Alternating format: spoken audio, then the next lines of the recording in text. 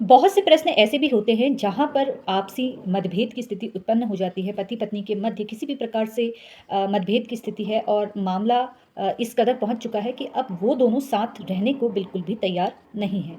पत्नी हमेशा ये कोशिश करती है कि पति पहल करे तलाक लेने की और पति ये हमेशा कोशिश करता है कि पहली ओर से पत्नी की पहल हो।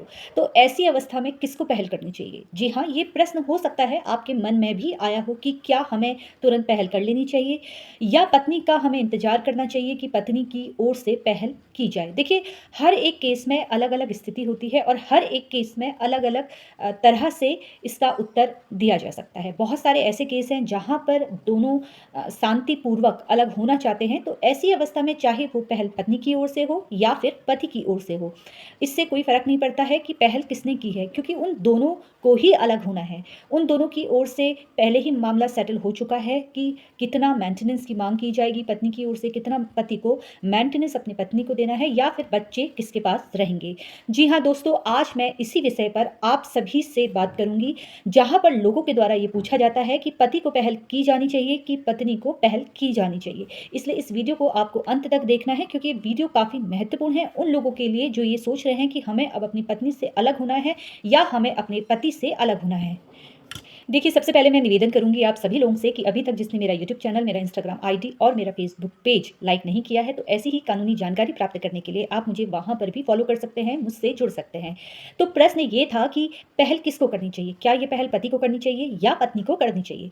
देखिए, जब मतभेद शुरू होता है, तो उस अवस्था में कभी-कभी दोनों पार्टी ये समझ चुकी होती है कि अब उन दोनों को साथ नहीं रहना क्योंकि उनके विचार आपस में नहीं मिलते हैं और दोनों ही अलग होना चाहते हैं। जब आपको लगता है कि पत्नी किसी भी तरीके से आने वाले समय में आपके खिलाफ कोई मामला नहीं दर्ज करवाएगी या वो स्वयं चाहती है कि अब वो अलग हो जाए, तो ऐसी अवस्था में अगर आप तलाक लेने की सोच रहे हैं, तो आप तलाक ले सकते हैं। ऐसे में अगर आप आपसी सहमति से तलाक लेंगे, तो वो आपके लिए काफ़ी आसान होगा। इसमें समय और धन दोनों की बचत होती है।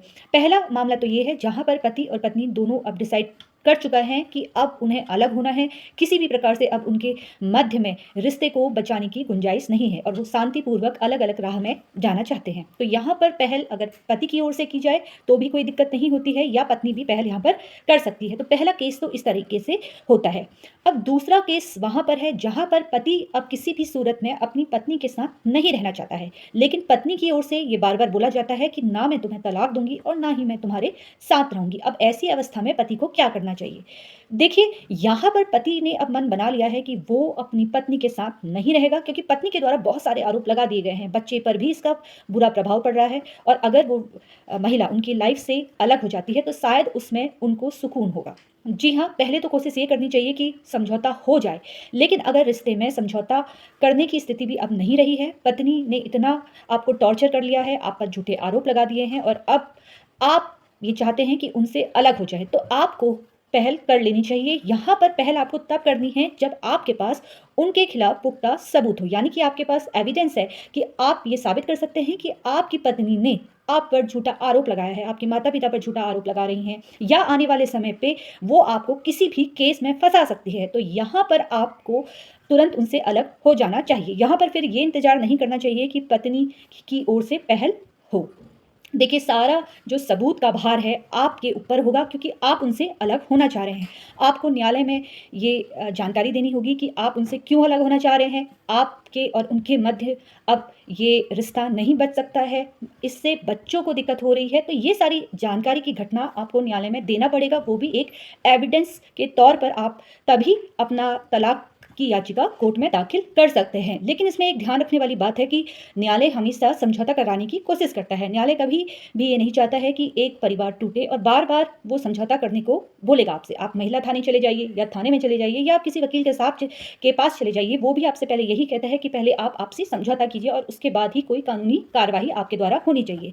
न्यायालय की भी यही कोशिश रहेगी, जज साहब के द्वारा भी यही कोशिश की जाएगी कि आप पहले समझौता कीजिए।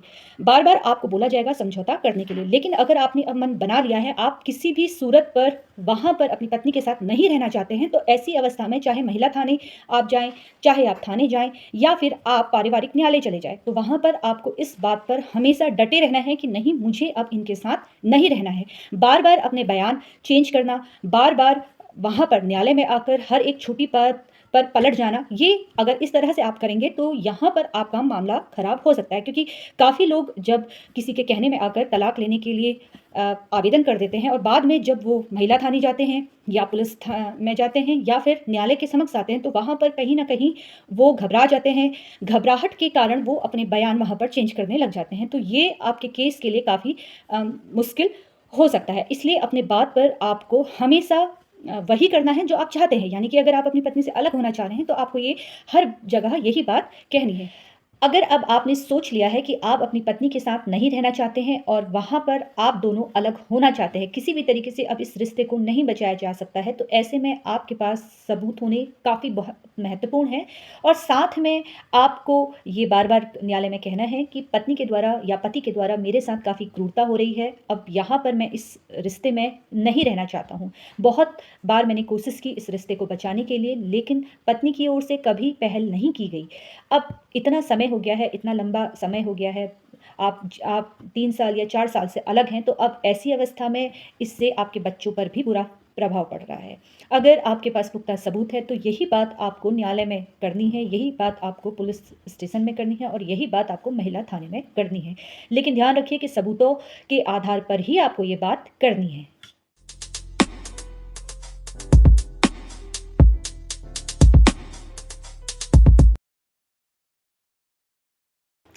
देखिए, न्यायालय की ओर से हमेशा ये कोशिश रहती है कि आपका रिश्ता हमेशा बचे रहे। लेकिन जब आपको ये लगता है कि नहीं, अब हम इस रिश्ते में नहीं बच सकते हैं, हमें अब इस रिश्ते को कंटिन्यू नहीं करना है, तो ऐसी अवस्था में कोई भी आप पर दबाव नहीं बना सकता है। अगर आपने मन बना लिया है कि आप इस रिश्ते से आज़ाद होना चाहते हैं, इस रिश्ते में नहीं बंधना चाहते हैं, तो ऐसी अवस्था में फिर तलाक होना निश्चय है। इसलिए यही मैं आपसे कहूँगी कि जब भी तलाक की याचिका आप न्यायालय में दायर करें, तो आपके पास एक स्ट्रॉन्ग ग्राउंड होना चाहिए, एक आधार होना चाहिए कि आप तलाक क्यों लेना चाहते हैं और साथ में अपनी बात को सिद्ध करने के लिए आपके पास पुख्ता एविडेंस होना चाहिए। अगर आपको ये जानकारी पसंद आई हो, तो इसको लाइक, शेयर करना ना भूलें और आपका इसमें क्या मत है, आप मुझे कमेंट करके अवश्य बताइएगा। और इसी तरीके से आप मेरे फेसबुक पेज, मेरे इंस्टाग्राम आईडी और मेरे यूट्यूब चैनल पर भी मुझसे जुड़ सकते हैं। धन्यवाद।